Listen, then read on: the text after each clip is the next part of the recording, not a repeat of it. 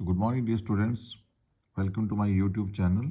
आज हम करेंगे क्वेश्चन नंबर 12 फ्रॉम एक्सरसाइज 9.1 और चैप्टर है सम एप्लीकेशंस ऑफ ट्रिग्नोमेट्री।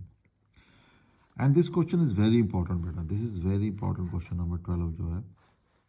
देखिए, from the point of a 7 metre high building, आपके पास एक बिल्डिंग है। The angle of elevation of the top of a cable tower, और एक आपके पास केबल टावर है। ठीक है, दो चीज़ें हैं, एक बिल्डिंग है जिसकी हाइट कितनी है 7 मीटर, और एक आपके पास क्या है केबल टावर। ठीक है जी। सो लेट इट बी, एक साइड पे हम बना लेते हैं केबल का टावर, तो ये मान लेते हैं केबल टावर है मेरे पास। ठीक है, और इस साइड पे मैं ले लेता हूँ बिल्डिंग, तो ये मेरे आगे बिल्डिंग। अब बिल्डिंग की जो हाइट है वो कितनी है 7 मीटर, दिस इज 7 मीटर है। ये मेरे पास आ गया cable tower, this is cable tower, और ये आ गई बिल्डिंग। ठीक है जी। From the point of a 7 metre high building, the angle of elevation of the top of a cable tower is 60 degree. ठीक है, इस बिल्डिंग के पॉइंट से इसकी टॉप पे, ये केबल टावर का टॉप है, ठीक है, यहाँ पे एक एंगल बन रहा है, ये आप बना लीजिए यहाँ पे हॉरिजॉन्टल लाइन। ठीक है, यहाँ पे जो एंगल बन रहा है वो कितने डिग्री का बन रहा है 60 डिग्री का। ये मेरा एंगल हो गया 60 डिग्री का। And the angle of depression, ये पहला क्वेश्चन आया बेटा जिसमें ये एंगल ऑफ डिप्रेशन का इस्तेमाल कर रहा है।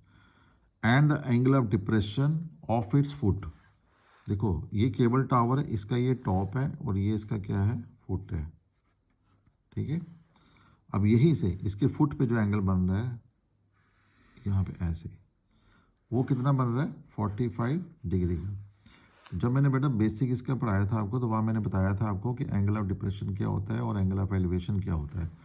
तो एंगल तो आपका यहीं पे बनेगा पहले 45 डिग्री का, लेकिन अब ये लाइन और ये लाइन पैरेलल है और ये ट्रांसवर्सल आपके पास आ जाता है। ठीक है, इट मीन्स कि ये वाला जो एंगल होगा ये भी कितना होगा 45 डिग्री का ही होगा ये वाला एंगल। ठीक है, यानी कि हम यूज इसको करेंगे, बनेगा यहाँ पे लेकिन इस्तेमाल इसका करेंगे हम। अब देखो यहाँ पे ये भी मेरे पास एक राइट एंगल ट्राइंगल बन गई है और ये भी मेरे पास एक राइट एंगल ट्राइंगल बन गई है, यानी कि एक ट्राइंगल मेरे पास ये ऊपर वाली आ जाएगी। चलिए इसका कोई नाम कर लेते हैं, let it be A B C D, और ये है ई पॉइंट।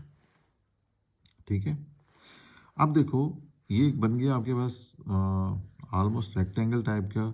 अगर ये आपके पास 7 मीटर है तो इसके सामने वाली साइड भी कितनी होगी 7 मीटर ही होगी। आपने निकालना है हाइट ऑफ द टावर, यानी कि इस पूरी निकालनी है हाइट ऑफ द टावर, और ये चीज़ आपको पता नहीं है ई डी, तो let it be E D आपके पास क्या है एच है, या एक्स कुछ भी ले सकते हो, लेट इट बी एक्स है ये। ठीक है जी, चलिए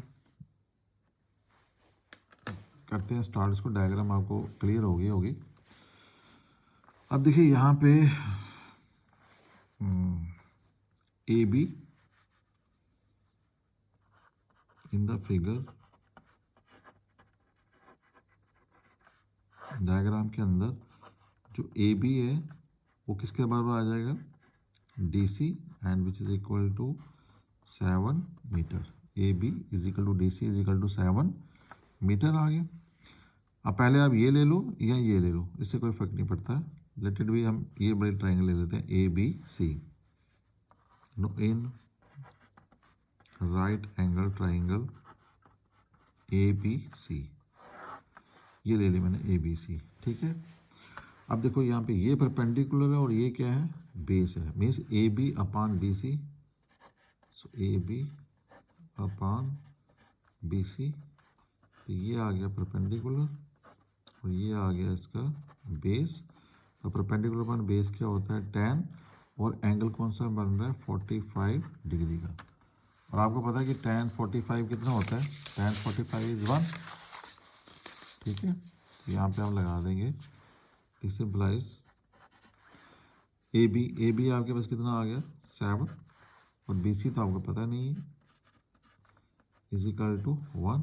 इस मीन्स कि जो बी सी है वो कितना आ जाएगा 7 मीटर। अब देखो ये बी सी अगर 7 मीटर आ गया तो बी सी किसके बराबर आएगा ए डी के बराबर आ जाएगा, ठीक है जी। सो बट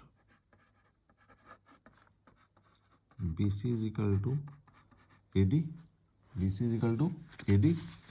इट मीन्स जो मेरे पास ए डी है देयरफॉर ए डी वो भी कितना आ जाएगा 7 मीटर। अब आ जाओ इस ट्राइंगल के अंदर इन right angle triangle A D E, A D और ई। राइट एंगल को बेटा आपने सेंटर में रखना है हमेशा, ठीक है। ए डी ई लिख सकते हो या ई डी ए भी लिख सकते हो आप, जो आपकी चॉइस है। तो यहाँ में देखो एंगल के सामने ये परपेंडिकुलर और ये क्या है बेस है, तो ई डी अपान में ए डी, तो perpendicular upon base that is 10। Angle कितना बन रहा है यहाँ पे 60 डिग्री का। तो ई डी इज एक्स, तो ए डी आपके पास कितना है 7, तो tan 60 is √3 and this imply that x is equal कितना आ जाएगा 7√3, ठीक है। तो ये x आ गया आपके पास 7√3 आ गया यहाँ पे। नाउ आपने निकालना है height of the tower. So now height of tower, so height of tower,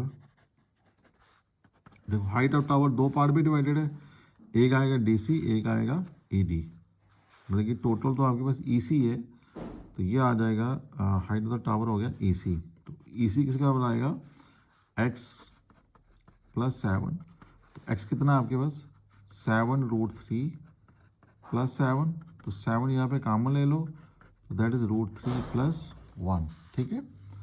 अब आप चाहो तो यहाँ पे √3 की वैल्यू ले सकते हो, दैट इज 1.732 प्लस आ जाएगा 1, ठीक है। तो ये आएगा 7 इंटू एक और एक 2 हो जाएंगे, 2.732 आ जाएगा ये।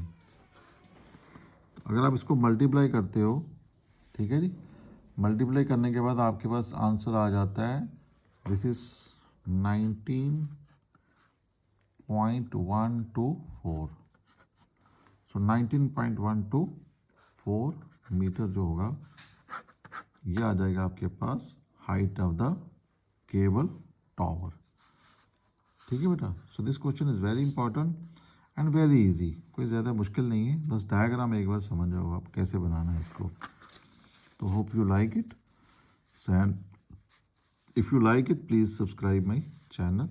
Thanks for watching, God bless you.